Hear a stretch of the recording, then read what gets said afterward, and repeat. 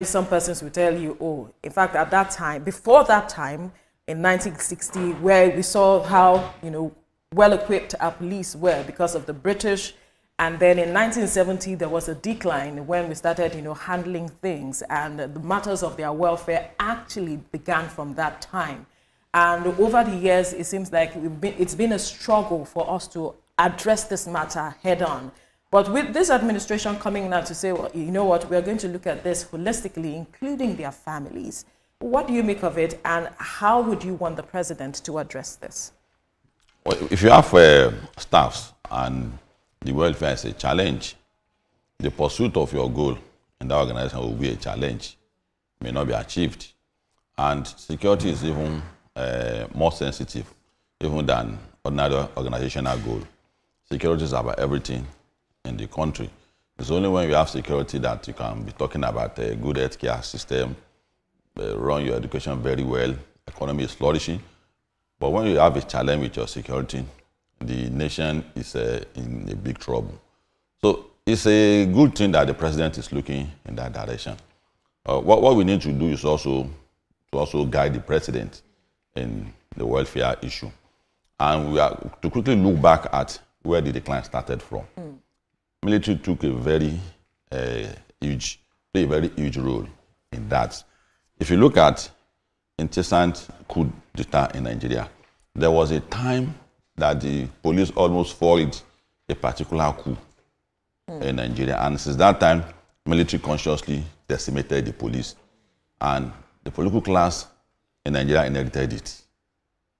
So it was a template laid by the army not to be an equal with them anytime they want to carry out their activities. So, and you see, when you don't curb small crimes, it becomes bigger crimes.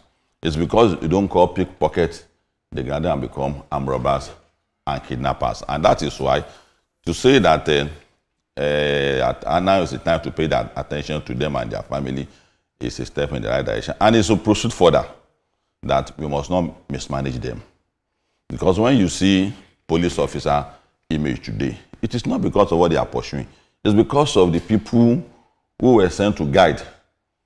The role they asked them to play are part of the things their images have been changed. So as you are looking at the police, you must also look at state actors, particularly the governors of all the states. If you look at Fubara, if Fubara is not secured or have access to the police, he won't demolish the parliament the way he did.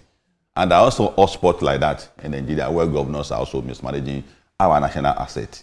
So in looking at their welfare, you must also look at Nigerians' approach to them. At the moment in Kwara now, there's a crisis also between the governor of the state and the parliament, and the senior and the junior. You know, there's this mentality with the governors that parliament, state and national are the appendage of the executive, which is not correct.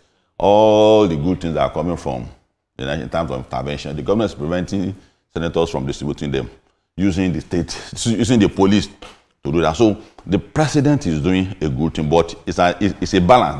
There must be that balance, because if you train your police, give them the required thing to do, and as a people, we deploy them to go and carry out activities that is inimical to what the police is put on for. And I think it's also time for the parliament to insert it in the constitution. The Navy, the Army, all security agents to disobey orders that is not in the interest of the country. That will be interesting. Yes, it's in the rest of the world. You hear our army saying that obey the last order. It's only in Nigeria that you obey the last order. If you obey an order that when you are employed at training school or being trained at training school, outside what you are asked to do, if you go and do it, you are going to answer for it. And that's why it's difficult to prosecute as Sergeant Rogers. You say there's a theory, political science, which is called balance of force. It's used consistently by the rest of the world. That's what America claims to be using in Palestine.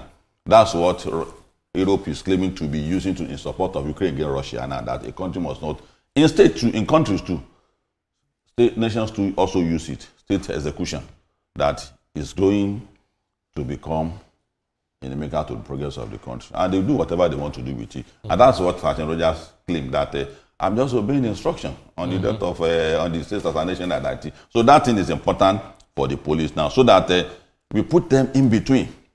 You say, don't do certain things, but the affront on them. And that was why people took part in NSAS protest to court.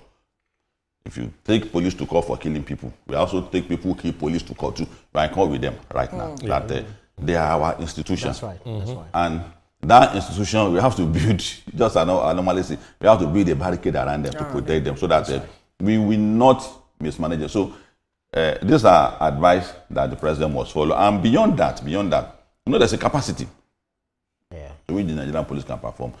Look at the numbers of all the agencies that we have in the country that has to do with security. The Navy, the Army, the Air Force, the Civil Defense, the DSS, police, all of them are not up to 1 million. Now look at it. It's grossly insufficient. But that does not mean that we should be employing needlessly. We need to complement. We had our conference last week where we told the president that now is the time to complement the word of the federal police. What do I mean by that?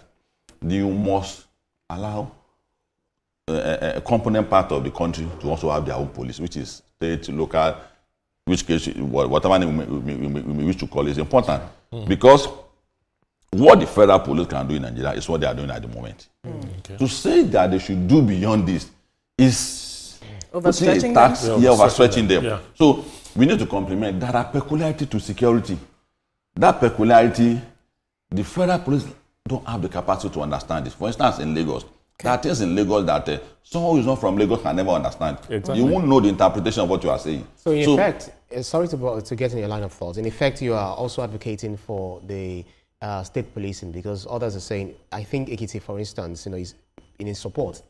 All states got their recommendations and submitted. We do not have the details of these recommendations. But are you in effect saying that we must establish the state policing, even though some might use it to their own advantage? Well, as part of your welfare, as a human resource management, is to also determine the capacity of your worker.